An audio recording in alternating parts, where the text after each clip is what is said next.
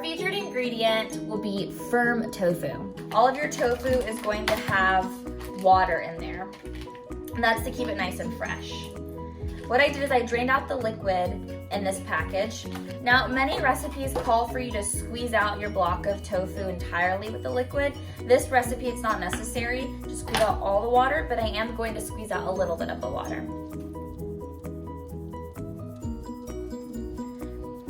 Like this. I'll do the same with our other block. So I got a little bit of the water out of the tofu, and I'm gonna wipe down my cutting board. This recipe is super fast to make. We're going to be taking a variety of spices.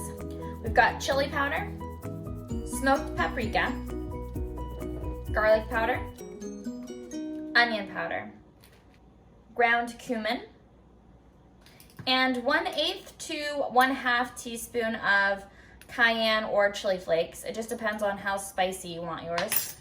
I'm doing about 1/4 of a teaspoon of chili flakes.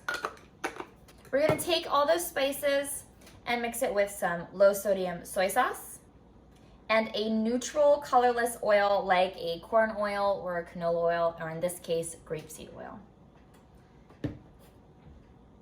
And that's it. Now we're just gonna whisk it all together, and it's gonna create this paste, this brown, smoky paste.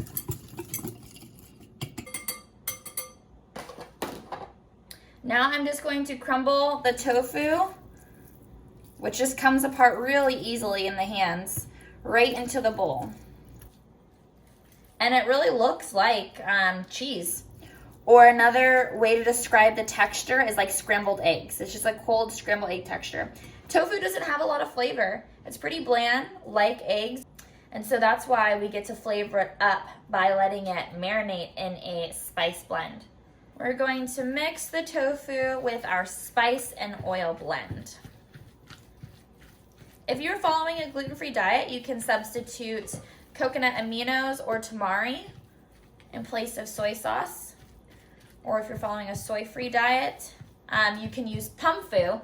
Pumfu is basically tofu but made from pumpkin seeds. So you can use pumfu and coconut aminos if you're following a soy-free diet. Or if you're making this for someone who's a vegan or vegetarian, but they can't have soy. Now we don't want to really turn this into pudding here. So after I gave it a good mush, it still has that scrambled egg-like consistency. We know we're good. Everything's mixed in. Now tofu isn't a meat product, it's not a dairy product, so technically you could eat this, but we're gonna cook it, and that cooking process is gonna give it that browning effect. Our oven's ready. And that browning effect is what's going to make it really resemble meat. So I'm gonna use a cast iron skillet and add a little bit of oil to the bottom, just enough to coat it. Spread it out nicely so we get an even cook.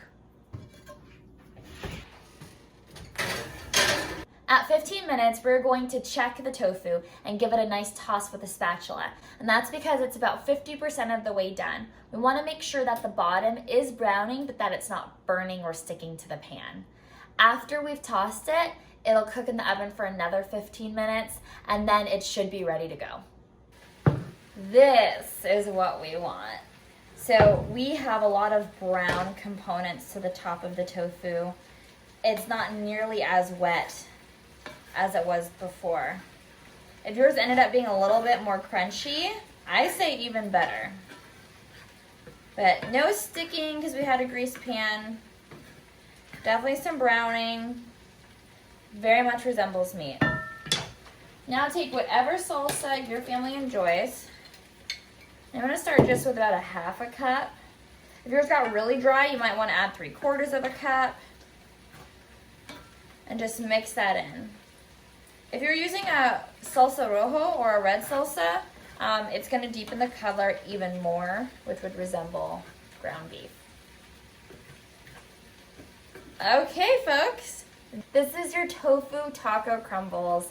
It's going to taste so good, so flavorful. I'm going to go ahead and dish it in my corn tortilla with some sauteed vegetables and a little bit of cilantro and lime on top, and it's going to be amazing.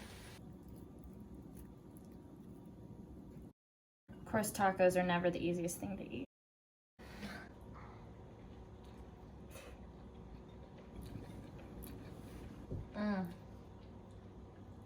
Mm-hmm.